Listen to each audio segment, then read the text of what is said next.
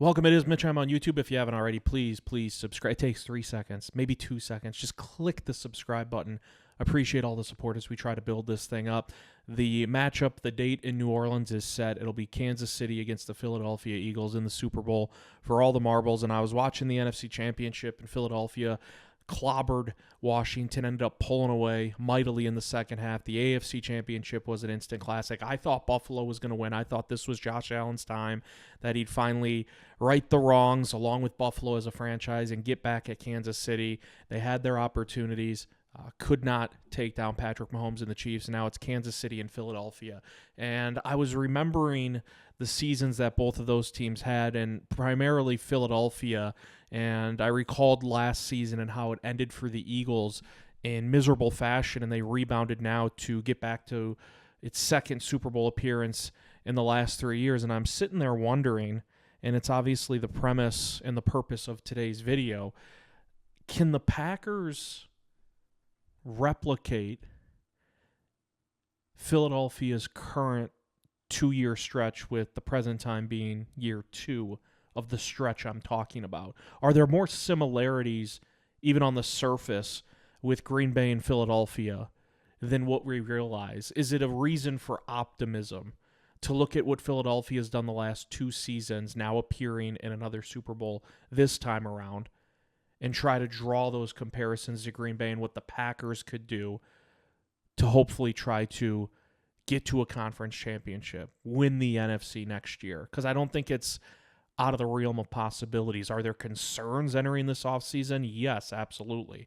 Is there going to be an added pressure to Matt LaFleur and Jordan Love and others next season? Yes, undoubtedly. But are there some comparisons that can be drawn to what Philadelphia has done in a 2-year window to what the Packers can hopefully do? I think there are. And obviously things did not end well for the Packers this season. That goes without saying. But it felt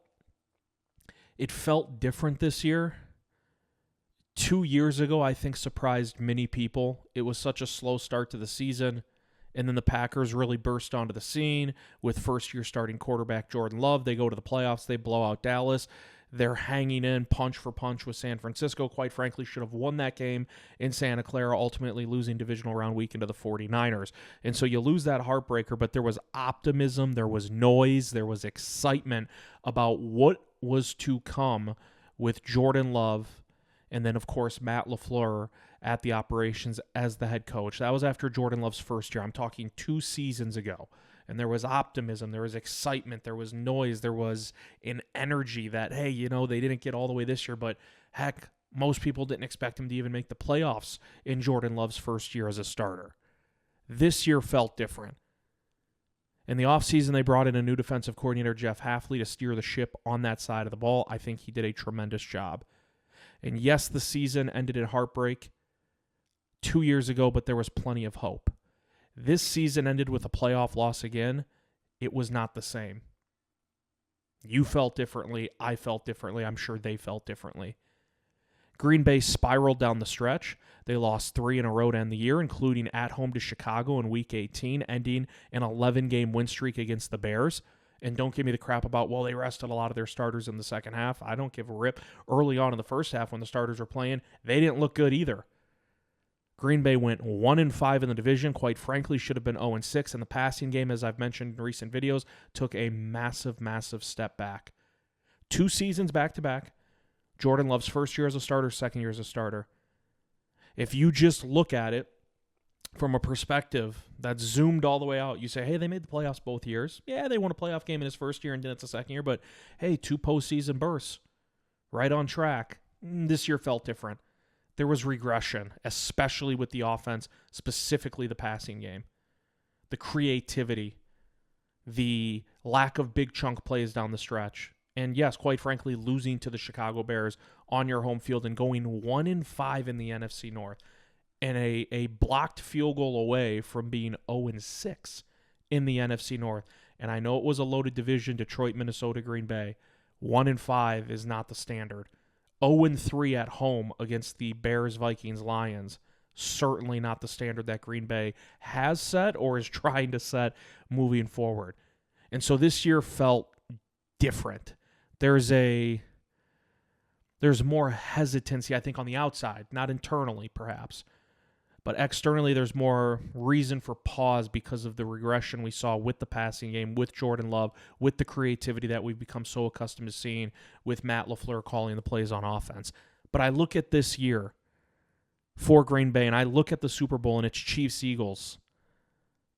And I'm wondering, can the Packers do what the Eagles just did? 2 seasons ago, Philadelphia started 10-1, riding high. They went on to lose 5 of the final 6 games in the regular season, in its regular season, and then they got waxed in the wild card round at Tampa Bay. I think it was 32-9. Never had a chance. The fire Nick Sirianni post spread across social media. Questions about Jalen Hurts' ability to be the guy popped up over and over and over again this last offseason. And instead of curling up into the fetal position, rolling over and letting everyone stomp on him, the Eagles responded by bringing in a new offensive coordinator in Kellen Moore, bringing in a new defensive coordinator in Vic Fangio, keeping Nick Sirianni, but it being abundantly obvious that there was going to be an added layer of pressure on his shoulders this season. Was there some for Jalen Hurts? I think so, but much more so on the shoulders of head coach Nick Sirianni, because had Philadelphia parted ways after last year, I don't think anyone would have batted an eye. Yes, he got them to a Super Bowl, but it was such a disastrous finish to the 2023-2024 campaign for Philadelphia. Nobody would have been like, oh my gosh, I can't believe they fired Nick Sirianni. Instead, Philadelphia stayed the course. They said, we're bringing back Sirianni, but we're going to bring in Kellen Moore, we're going to bring in Vic Fangio, Jalen Hurts. We're going to get you Saquon Barkley as your running back. The offensive line, yes, it loses Jason Kelce, but we got all the other big guys still in place. They go out, make some signings on defense. We'll get to that in a little bit. They stuck to their guns. But there was a ton of pressure on both Sirianni and Jalen Hurts entering the year. Some said Sirianni had the hottest of hot seats among coaches. The Eagles responded by going 14-3 and winning the NFC. How'd they do it? Well, I mentioned they brought in a new OC, brought in a new DC. But with the roster, how'd they do it? Let's start with the draft. In 2023, the Philadelphia Eagles took Jalen Carter in the first round. 6'3", 315-pound disruptor. And he's already evolved into one of the best havoc wreckers among all defensive linemen in the NFL. That was 2 years ago in 2023. Already one of the best havoc wreckers among all defensive linemen in the National Football League. Jalen Carter, just in year 2 of his career. Last April, this past draft, 2024, Philadelphia said, hey, you know what? I think we need some help in the secondary. We have Darius Slay. We re-signed, or didn't re-sign. We brought back Gardner Johnson, a 3-year reunion deal, but we need some help in the secondary. Packers need help in the secondary, specifically at corner, entering this offseason. I think everyone notices that. The uncertainty of whether or not Jair Alexander is going to be back. Is Keyshawn Nixon a true one? You like what you saw with Carrington Valentine, but Eric Stokes probably won't be back. Green Bay is going to need some help at corner. It's obvious. Philadelphia thought they needed help, and they have freaking Darius Slay. So they went out this past April, and in the first round they took Quinyon Mitchell, who balled out as a rookie. And in the second round they said, screw it, let's double up. And they took Iowa defensive back Cooper DeJean, who looks the part of a future All-Pro already. They addressed needs, yes, but more importantly, with Philadelphia's front office and what that brain trust did, they hit on its early picks. Jalen Carter, first round 2023. Quinyon Mitchell, first round pick 2024. Cooper DeJean, second round pick 2024. And I believe they took Nolan Smith early in the 2023 draft, and he's been a pretty good linebacker for Philadelphia early on in his career.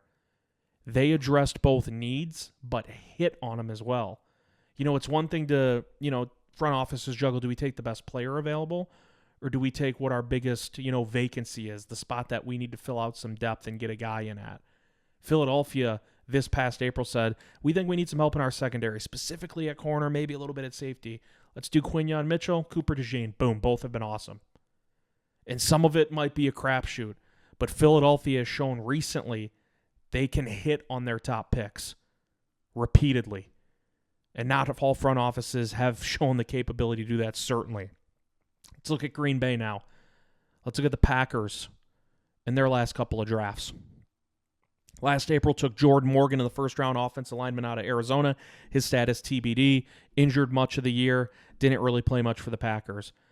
However, it appears Goody and company have hit a home run with second-rounder Edgerrin Cooper at linebacker and fourth-rounder Evan Williams out of Oregon. I would also argue second-round safety, who played better in the slot, better closer to the ball, better closer to the line of scrimmage, Javon Bullard. He showed some promise too. So while we don't know about Green Bay's first-round pick, it's one thing to say, hey, they found a decent player. Edgerrin Cooper looks like more than just a decent player. He looks like he could be a future all-pro inside linebacker. Are we jumping the gun on that? Maybe. But my goodness, he popped on the tape, and his snap count went higher and higher and higher as the season went on. Some of that early on was due to injuries. As we crossed the halfway point, Quay Walker went down a couple of times, but then it got to a point where it was like, it doesn't make sense to, when Quay gets back, give Eric Wilson or Isaiah McDuffie the lion's share of those snaps alongside Quay. It's going to be Edgerrin Cooper. Edgerrin Cooper, circle it, real deal, has shown all the potential in the world. Evan Williams doesn't look like just another safety. He looks like a guy that could be a cornerstone of that defense. And if he is, you lock him in right next to Xavier McKinney, and you're set at the safety spot for the foreseeable future. Javon Bullard might be one of those guys where it's like, yeah, he's a good piece to have. Maybe I'm wrong, and maybe he bursts onto the scene in year 2 and becomes a superstar caliber player. But as a rookie, it was like, yeah, Bullard's still trying to figure it out, kind of a little bit slower to the punch, but showed promise when he was moved from the true safety spot to the slot. And so the Packers have shown in recent drafts. 2023, it took Lucas Van Ness first round. Yeah. You got to hit on those early ones. Packers have shown, hey, we think we hit on Edgerrin Cooper in the second round, Evan Williams in the fourth round, maybe Bullard in the second round. Philadelphia's like Jalen Carter, Quinyon Mitchell, Cooper DeJean. We doubled up in the secondary. Both of them look awesome. Hit on your early picks. It's critical. And you're not going to bat, 1,000.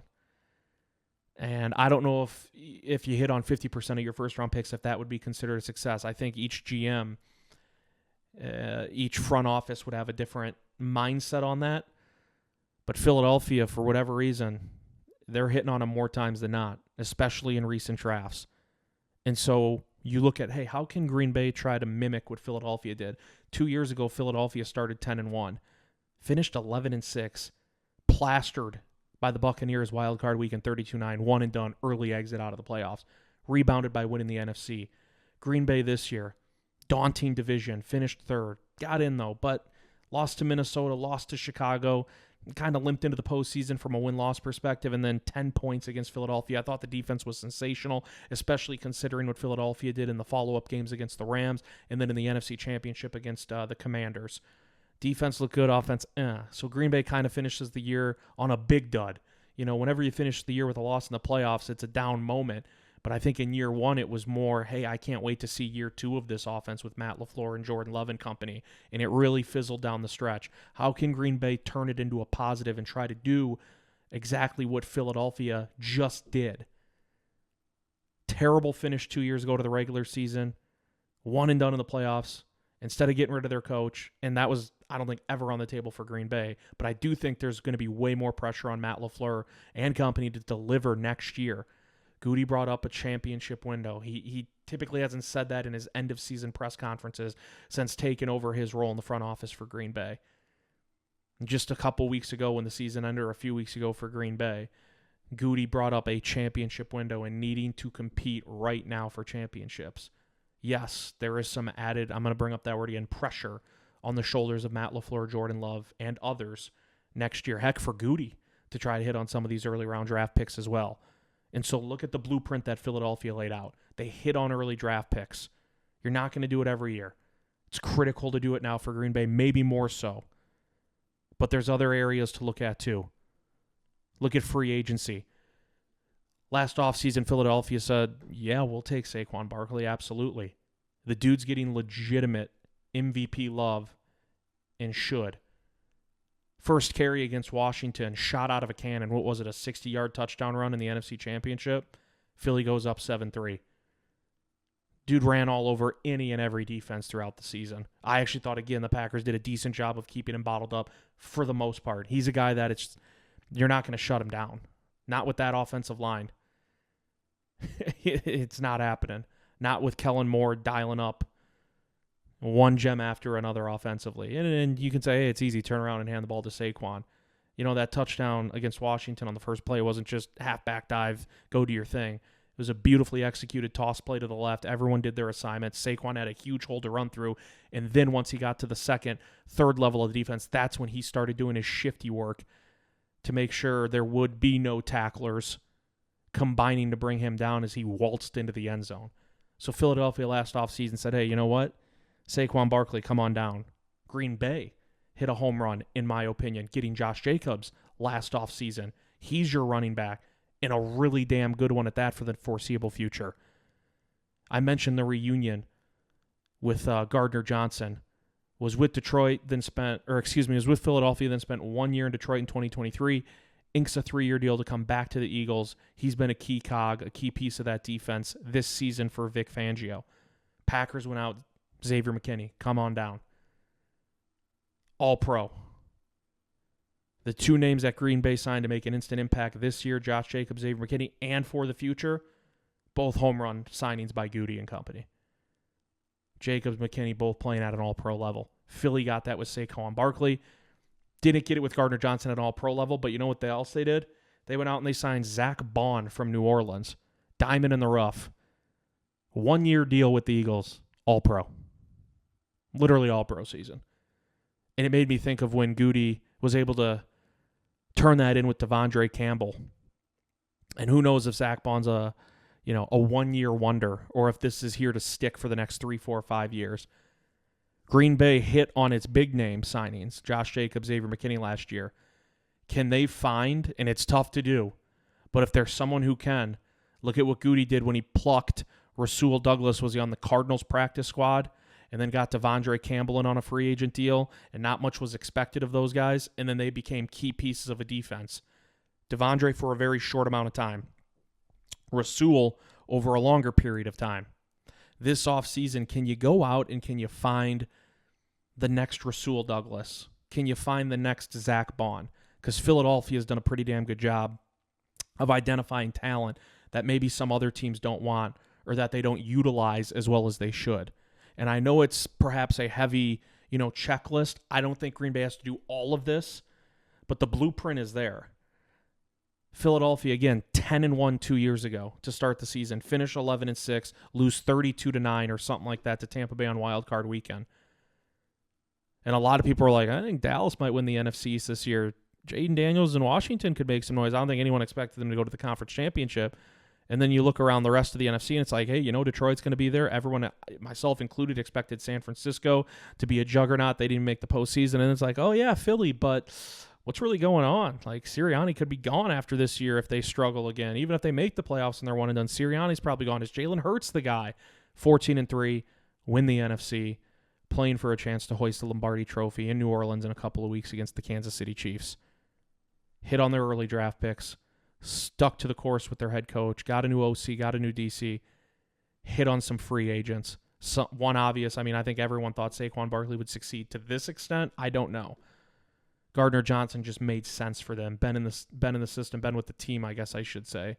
Obviously, Vic Fangio, the defensive coordinator in year 1 with Philadelphia. Green Bay has hit on free agents. Can they hit on some early draft picks that make that instant impact? Like a Quinyon Mitchell, like a Cooper DeJean, like a Jalen Carter have done for Philadelphia. Carter, again, this is just his second season.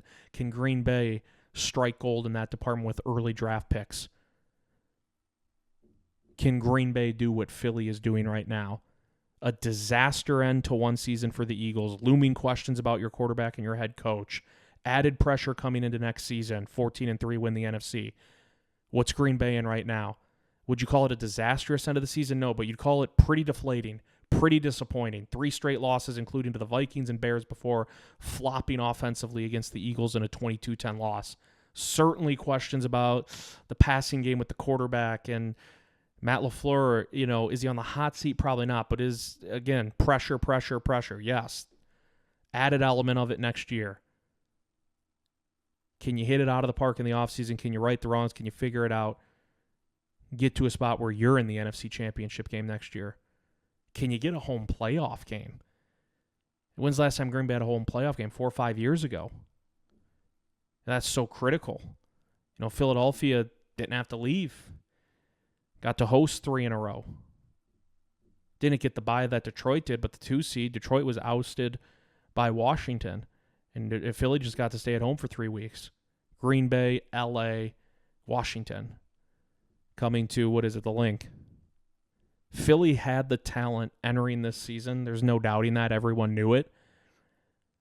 But its 2023 season ended so terribly. There were valid doubts wandering about. Green Bay has plenty of talent, young and veteran talent. But its 2024 ended somewhat miserably, to the point where people are wondering if Jordan Love is the guy and if Matt LaFleur is the coach to get this franchise over the hump. The job isn't finished for Philadelphia. I don't think they'll beat Kansas City. Their fan base won't be happy with just a Super Bowl appearance. I get that. Eagles fans might consider this season a failure if they don't win the Super Bowl. I get that. I wouldn't. I'm also not an Eagles fan. I want the Packers to use what Philly's done as a blueprint. Just because year 2 was somewhat underwhelming with Jordan Love as the starter compared to year 1 doesn't mean it's going to be a disaster in year 3. You can figure it out. And you have to with Jordan Love because of that contract, And I'd be more concerned if the questions and the worries and the doubts rested with the defense, because I think for so many years, especially when Aaron Rodgers was at the helm, and even some of Favre's years, going into an offseason, there were things to tinker with the offenses. But as long as you had Favre and as long as you had Rodgers, you knew you had a shot. And so you never went into an offseason thinking like, oh my gosh, the offense could be in huge trouble. It's like you got number 4, you got number 12, you feel good about the offense. The questions were always with the defense. And now it's done a 180. I love what Jeff Hafley did in year 1 as the defensive coordinator for Green Bay. I'm glad he didn't get a head coaching job selfishly. Interviewed for the Jets gig. I'm glad he'll be back. I like where that defense is headed. I think they need to add on the edge. I think they need to add at corner, but I like the safeties. I like the inside linebacker play. I want to see more out of Kenny Clark as a vet and Devontae Wyatt. See what they do with his 5th-year option. But I like the trajectory that the defense is on. The offense now is the question for Green Bay. But I do trust that Matt LaFleur can figure it out. I don't think you go from all these big chunk plays, all these play action passes, guys constantly running open in LaFleur's first few years to just, oh my gosh, nothing works. It's never going to work again. I think they'll figure it out. Use Philadelphia as an example. 2 years ago, felt like the sky was falling in on the Eagles. Do you even bring Sirianni back? Is Jalen Hurts the guy? 14-3, NFC champs, representing the conference in the Super Bowl in New Orleans. Green Bay, not the finish you wanted to the season. Vikings, loss. Bears at home, loss. 1-5 in the division. Go to Philly, offense, dud. 22-10 loss. Use it. Catapult yourselves forward. No one's going to feel sorry for Green Bay. They know that. No one's going to feel sorry for them. Get back up. Use Philadelphia as an example. Hit on an early draft pick this year. Attack in free agency in some capacity because you're going to have the cap space to do so. And see if maybe you can host a playoff game next year. Win the NFC North, because Detroit certainly has a lot of questions. Ben Johnson gone. Aaron Glenn gone. Vikings got to figure out what they're doing at quarterback. Bears think they hit a home run with the head coaching hire, Ben Johnson coming from Detroit. But are they going to be good enough to win 11, 12 games, which it might take that to win the NFC North? Figure it out if you're Green Bay. Use Philadelphia as an example. It is Mitch. I'm on YouTube. I always appreciate all the support. Please click the subscribe button if you haven't already. We'll see you next time.